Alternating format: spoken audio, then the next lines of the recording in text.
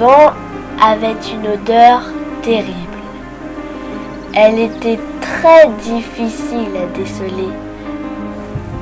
Parce qu'elle était énorme et couvrait tout. Elle était cependant au fond du nez et sur la langue, et on la trouvait dans la première salive qu'on avalait. Sous l'azur, sans forme et sans tache du jour. Quand on était ébloui par les innombrables feux qui s'allumaient dans les écumes et les bords tranchants des vagues, on désirait la nuit. Il semblait que la petite couleur de violette Commençait à brunir le dos de la houle, puis s'étendait jusqu'à noircir entièrement tout l'est, apportait avec elle le calme et la sécurité. Mais tout de suite, la sérénité ne pouvait pas résister à la continuation de ce long hurlement, sans arrêt et sans fin, qui tenait tout l'espace du ciel et de la mer.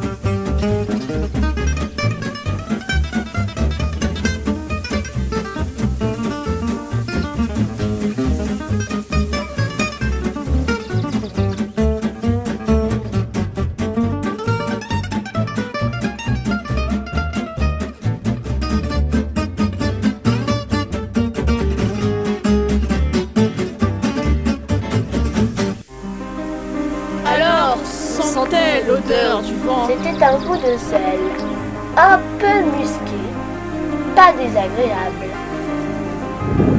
Mais donnait un féroce appétit de rocher, de falaises et d'un immense arrière-pays sur lequel enfin une matière immobile pouvait soutenir le pas. À ce moment-là, une nouvelle odeur venait s'ajouter à l'odeur du vent. C'était une odeur du grand large. Elle n'avait pas rapport avec rien de ce que l'on pouvait connaître.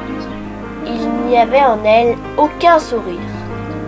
Elle augmentait la solitude parce qu'elle parlait de choses totalement inconnues, sans commune mesure avec l'homme. Cela pouvait être aussi bien l'odeur d'un énorme animal que l'odeur d'une énorme plante ou d'un énorme dieu. Cela pouvait être aussi bien l'odeur de sueur ou de griffes,